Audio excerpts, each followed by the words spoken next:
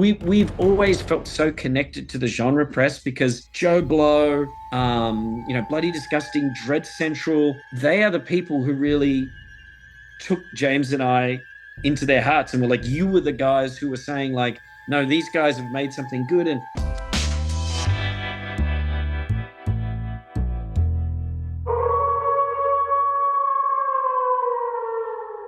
Good seeing you, by the way. I'm gonna man, take these off though, because I hate it's so these. good. I love that background, man. I love it. Thank you. I figured you would kind of appreciate it, and I very much do. You I got sort of, it's like my office. I used to review movies for a TV show in the 90s, and I would often put up posters. It wasn't the my favorite movie. Sometimes it was just what I was being sent. There was a mixture there. So yeah, but yours, I love that. It reminds me of my home office.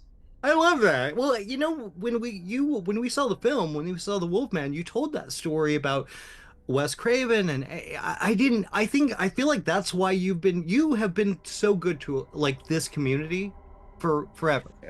Yeah, I mean, I've loved you guys. I remember the first Saw movie. James Wan and I, we got the film into Sundance, and it was part of the midnight section. We were so nervous, nobody knew who we were, and we were so nervous about showing this film to the world. And we were in Park City, and of course, this was 2004, January 2004. So the next morning after the midnight screening, we rushed to the internet cafe. These things didn't exist. So we rushed into an internet cafe on the main street of Park City. And I'm sure it was some clunky PC. And we're looking for any mention of Saw. And of course, as you know, as you remember, if you cast your mind back, there was no social media back then, really. Oh, You had whatever Facebook and MySpace in their infancy, but it was nothing like it is today. So it wasn't as easy as just jumping on Twitter and typing in the name to a search engine. We were combing, we're combing the internet, and we finally came across a review for Bloody Disgusting, Brad Miska's review of the first Saw movie. yeah. And we found, oh, who else did we find? Oh, his name's on the tip of my tongue. Why do I not have it? Damn it. Anyway, it was we've always felt so connected to the genre press because JoBlo, Bloody Disgusting, Dread Central, all these they are the people who really took James and I into their hearts and were like, you were the guys who were saying like, no, these guys have made something good. And so yeah, there is a real connection there. I'm happy to hear you say that you feel like the love is reciprocated because yeah, I do. I have a special relationship with these genre-driven blogs and websites that are still going today, thriving. Well, it's much appreciated, and it's right back at you, dude. Right back at you. Yeah, I thanks. mean, you made me so welcome on the set of Insidious back in the day. So, Yeah, yeah, look, and here you are. You're making, I think, some of the best genre right now. And I'm not just blowing smoke, dude. I love your work. no, I believe you. You know me.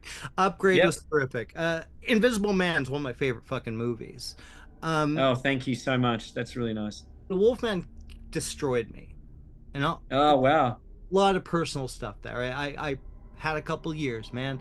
I'm looking at this movie and I'm like, this is personal shit, man. And it's so Yeah. easy to just recreate a horror film, a horror icon, whatever, and do the same thing over Yes. and over. Why Right. go personal? It's a great question. I think it's because of what was happening in the world. There was so much disruption in 2020. As you remember, like suddenly we were all just on autopilot, living our lives like happy ants. We were taking the world for granted. And sure, there were ups and downs, as there always is in the world. Things are going wrong politically. The person you love is not the one in charge. Whatever's happening, but then with COVID, that felt like such a disruption to society on a global scale in a way where I don't know if you felt like this, but I felt like the genie was never going back in the bottle. Like this pandemic has permanently changed things. Yeah. And even if we go beyond what it did to society and to people, the way they interact and everything, if we just reduce it down to the film industry, it was a massive disruption. Suddenly streaming, and I know how much you love movie theaters, we've talked in the past before about how our best memories as children were those seminal movie theater experiences. So COVID was very disruptive, and I was raising three young children. That was very difficult during COVID, staying in the house all day. And I had a close friend of mine who was suffering from ALS. This disease robbed her of everything. It's a very insidious, pardon the pun, progression. It's a slow motion nightmare, and that's what these degenerative illnesses look like. They're very It's a slow motion nightmare. First somebody's walking with a cane, then they're in a chair, then she can no longer speak. This is someone we knew well who could no longer talk to her family. So we were simultaneously experiencing COVID, and we were experiencing this nightmare that was happening with someone close to us, and all of that just poured out. When you ask why go personal with this film, I felt like it was the only option.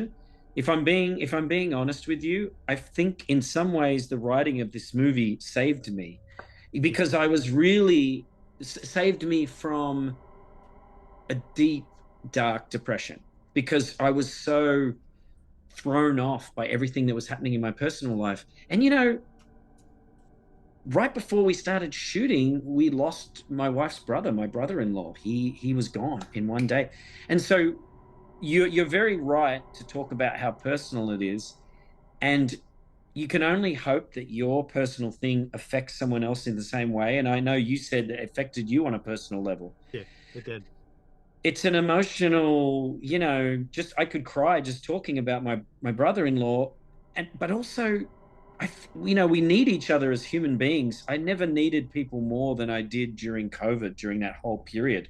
And I couldn't get to them. I mean, talking to your friends the way we're talking now over a computer, it's not the same as human contact.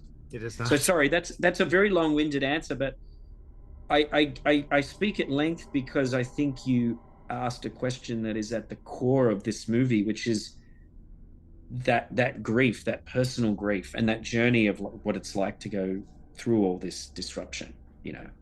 Well, yeah, absolutely. Like my wife got sick. She got, it was And bad. when you talk about, you mentioned briefly that I went through the ringer. That's what you're talking about. That's one of the I'm many. so sorry. Yeah, It's yeah, That's brutal, man. yeah. And I just can't imagine. I can't imagine. It's the daily. It's the daily, the mundane nature of a doctor giving you a diagnosis. Yeah, It's sitting in a hospital waiting room and just looking around at the other people and wondering if they're going through the same thing. I'm sure you went through all of that, yeah. you know. So look, mate, I can tell you the personal. If you want to be universal, be specific. If my personal thing resonated with you, that makes me so happy. Generally does. Here's the thing, dude, and I remember the first film I saw you direct. I believe was the Insidious sequel. Right, it's the third Insidious movie. Er, Yep, I liked it a yep, lot. yep. You have not gone the route of sequels. You have not returned to Invisible Man 2. You have not made another upgrade. Uh, Why is there a is it just a preference of doing original material, or have you not found this right time? I think so. I mean, you never say never, because if I was to direct a movie that did well enough that somebody said, "Hey, sequel time," Yeah. I would give it some thought. I wouldn't be dismissive. But in the case of the movies you mentioned, I just feel like this is it. I've told that story. And my first love is original films, even though the last two were based on IP.